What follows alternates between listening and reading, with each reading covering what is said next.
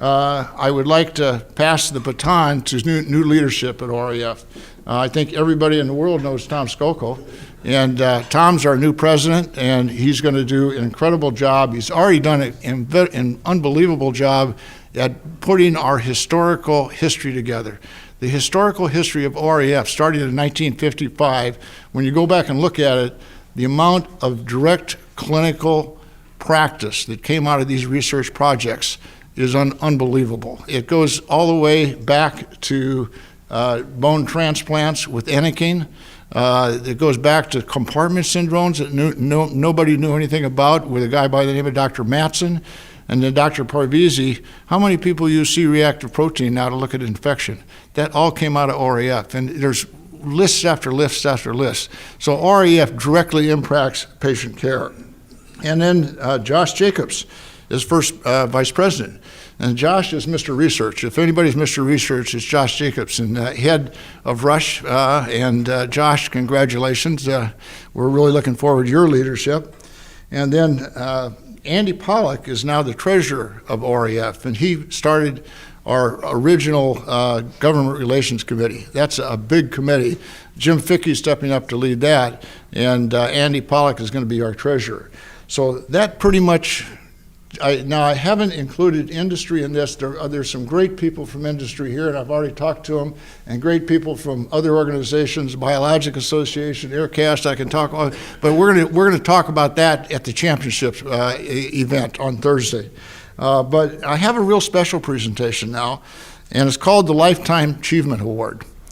And that's for somebody that has contributed over the years, many, many years, an incredible amount of time and money and effort to make OREF what it is today. And I'm really proud to announce that there's two people that we thought of immediately. One was John Brown, who was the head of Stryker. He actually took Howmedica, turned it into Stryker. He served on our board for 19 years. He served on the finance committee. He contributed an enormous amount in our relationships with industry, totally unbiased, totally the nicest guy you could ever imagine. And John Brown we're going to do with an interview, a written interview, because he can't do some of that, but he truly is a titan in orthopedics, and he did everything for OREF. So with that, and I'm going to have our next Lifetime Achievement Award talk about John a little bit. Guess who that might be? Dr. John Callahan, and he's with us today.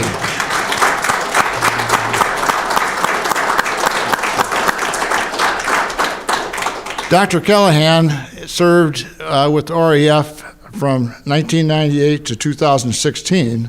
John Brown was 1985 to 2002. So we're talking 30, 40 years of leadership in OREF with these two Lifetime Achievement Award individuals. John has been president of almost every organization I can think of, but his major contribution was his incredible talent and dedication to OREF. He's the only person that's been president of OREF twice, in 2007 and 2014. So I think he might be coming back, but I'm not sure. But, but a Lifetime Achievement Award is an unbelievable dedication to the individuals that really led this organization, helped it financially.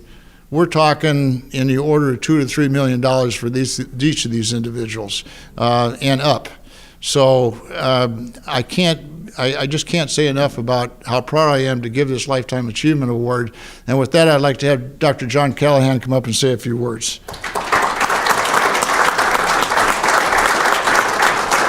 Thanks, Dick. Dick's way too kind, but he's an Irishman. We understand each other extremely well. So. Thank you. I can't tell you what a privilege and honor it is, not so much as being recognized for this award, but actually sharing it with John Brown, and I mean that in all seriousness. You saw both of us served on the board for a number of years together, and John is a unique guy in so many ways, but I kind of had known his history a bit by the time I got on the OREF board, and I became involved in corporate relations relatively early on just because of some of my associations with various companies and that. And I always made it a point to sit next to John at a board meeting. I mean, the opportunity, and I'll tell you a couple short stories about it, but that opportunity was one that went forward in spades for me, actually in my career. So the most interesting day that we had, so we used to have a corporate relations committee too with OREF and the Academy, and some of the companies would send their lower end people to that meeting. John always came, so it wasn't, he represented Stryker no matter what it was when it was relationship to research and surgeons. And that was one unique thing that I saw at that point. But when I sat next to him, I just always asked him, especially as OREF is, all of you know, and any of you who do fundraising, it's always a challenge getting funds, et cetera. And I'd always look over at him. I said, when we would be in a bumpy times or something, he goes, John, you don't have to worry. This is one organization. It does the right thing. It speaks for itself. You don't really have to do that. You just keep doing what you're doing, and it's all going to work out well. And he was always right about that. And his commitment was such that his company only gave unrestricted giving. They said, we're giving you money, we're giving it to research for pure research purposes, not for what Stryker gets out of this thing. So every check, those of you who remember it, basically the check was written out once a year from Stryker. And he and Rosemary, his wife, who was also a math teacher in Kalamazoo, Michigan, and they have done great things everywhere, but in Kalamazoo specifically, and Rosemary's an educator too, so she was very much interested in our organization. And my wife Kim and I actually have had numbers of dinners with her Urbanics, and but John's other thing that was very interesting was one day, and a few of you in the room may remember it, but in the Hyatt, right there at that cross section, the room that we used to have a lot of the meetings was right by the windows and that. And sure enough, a car came through the window into the board meeting, And everybody else is kind of like, flipping out about this. And John just sat there like it was no big deal. I go, John, I don't know how you do this, So anyway, he's a great guy. He loves orthopedics, and he represents us, and he's represented OREF and the industry side of OREF, and as Dick said, that we can never do this just with the surgeons and just with the researchers, that the goal has always been to involve industry in that, and we do. Dick said I would say it for him, but it's truly the case, and I think going forward it would be worthwhile for us to continue that on more. So I'm just going to spend a couple minutes here. I think everybody in this room, whether you're in industry, whether you're a surgeon, whether you're a staff person, we've all gotten to some place in our lives. I'm going to concentrate more on a surgeon, that, it's all been about the grind. You go to college to grind so that you can get into medical school. You go to medical school, you have to grind to get into residency. You have to grind to get into fellowship, and then we spend our whole lives grinding because we're orthopedic surgeons and we work hard, and we like to work hard, and we like to take care of people and help them out. But as a subset of that, and as part of it, that grind, I would say, it's a grind, but it's a relatively straightforward to what you got to do. A researcher is different, okay? And they have a grind too. It's a real grind, and they have to grind for their grants. They have to grind for time to do that while they're especially clinical scientists, grind to find time to write the grants, to do all the work, to meet with their labs, et cetera, et cetera. And that's a whole different grind, and it takes a different discipline really to do that. And over the 35 years that I've been involved in orthopedics, I thought we were relatively smart in our time, but the kids now are just incredible. I mean, whatever way you want to look at it, some of their manipulation of databases, some of them are already into, AI and machine learning and all other aspects of this to help our field.